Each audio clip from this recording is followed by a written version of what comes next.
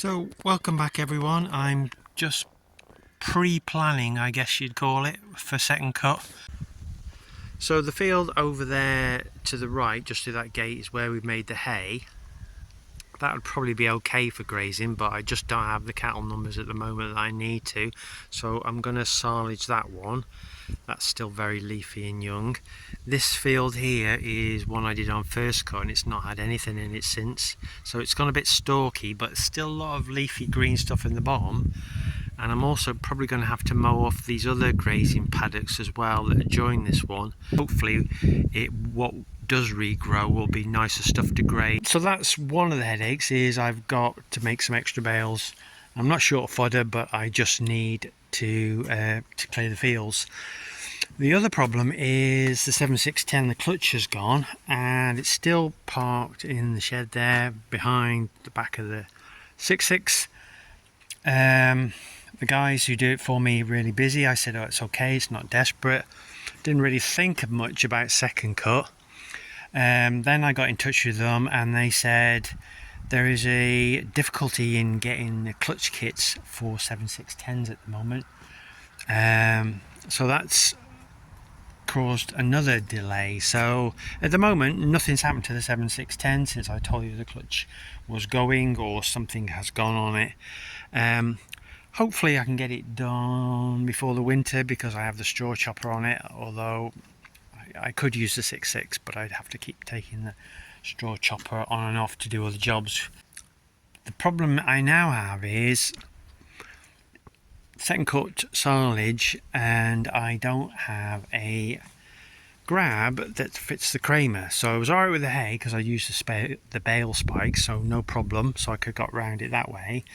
But of course wrap bales I need the grab, and the grab has the graze brackets on because I use the tractor for that, because it's got the pickup hitch on the back, and because I'm a one-man band as it were. Drop the trailer off, load up, hook it back up, bring the bales, unload, etc, etc.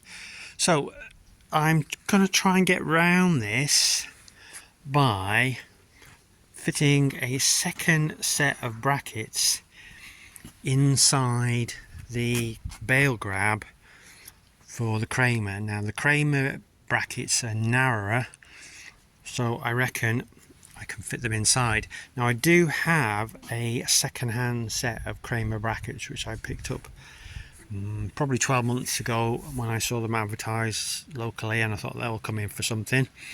So I'm gonna not weld them directly onto here. I'm going to weld them on, well, I'll show you what I'm going to weld them onto. So this is Dad's old bale cart, and basically it is a space for putting all the odd things on which I don't use very often. Back it in the shed, keep them out of the weather. It's this though that I'm interested in. This muck grab has bolt-on graze brackets. So my plan is to take these off, undo these bolts, take it off, cut the graze brackets off and weld on my set of Kramer brackets. Quite a lot of work to it, but I priced up a set of bolt-on Kramer brackets and it's coming in at around £250. And although there's work involved with this, there is actually very little expense other than some of my time. A few welding rods, a couple of also cutting discs. It's an extra job and it's not something I want to do, but it'll be useful because then I will be able to use the muck grab on the Kramer if I want to by bolting the brackets onto here, and then on the occasion when I need to use the bale grab, I can bolt the brackets onto the back of here. And the reason I'm putting bolt-on brackets is then if I want to use it on the graze loader on the 7610, I can just unbolt them, take it off, and it goes back to how it is. Quite a lot of work involved, well, a few hours work. Just so busy at the moment, it's just an extra thing that, you know, could have done without at the moment, but it's it's either that or I don't know, get someone to come and get the bales in for me, which is an alternative, and it may end up being that, but this will be useful for in the future if I did that. I did think about getting another grab, but it seems a bit of a luxury, but I thought it might be handy to have one grab in the field loading the bales up and one grab which I could leave here on the Kramer for unloading. Bit of a luxury for the amount of bales that we do and the size of holding that we are, but sometimes, you know, it gets you out of a pickle. I'm going to see. I'm going to lift the grab off now with the Kramer and see what them bolts come out. I'm going to take them brackets off anyway. I don't think I'll be using the muck grab on the tractor. Can't think of anything in the future. If I'm cleaning out sheds, I use the Kramer. It's so handy with the 4-wheel steer and the bucket that I can't imagine that I'd be using it again for anything.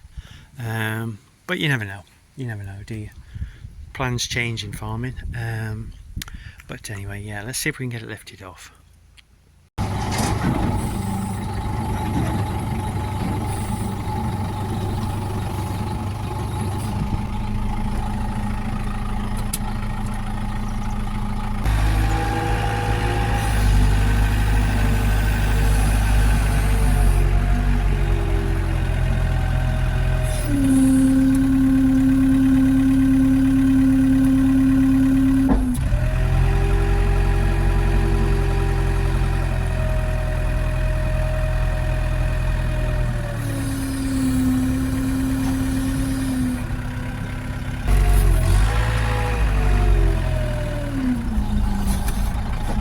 I just want to show you something over across here. 6 Aberdeen Angus heifers. They all look quite contented, which is good. It was a hot day today, so I thought I'll let them run in the shed. I don't know how much they've been in the shed or whether they've been running out, but for a day or two I'll let them run in and out while they're just eating off this paddock. Just so I can keep an eye on them a little bit better, make sure they're alright. But yeah, they seem quite happy there. The other reason that I wanted to put them in the paddock is I don't know whether they are used to electric fences. So I have electric fence running all the way around on 3 sides on here.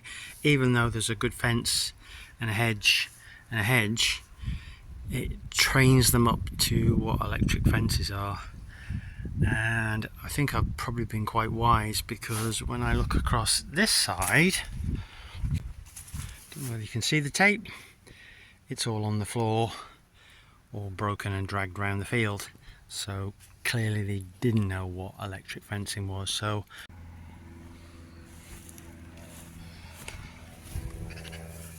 well, it looks like they've done the handle some good, doesn't it? So whoever got it has managed to stretch the spring and break the handle. Right, okay. Let's go and see if we can find where it's breaking and see if we can tie it back together. And you would think, as the only thing that's on the other side of this electric wire is nettles, that they wouldn't be too fussed about it. Clearly that's not the case, is it? Right, I'm going to have to put the phone down because I need to grab the other end, and that's definitely going to take 2 hands. The tape's all back up. It's probably time for me to change it. The trouble with tape is you only get like 2 or 3 years out of it. I can still feel something in it, which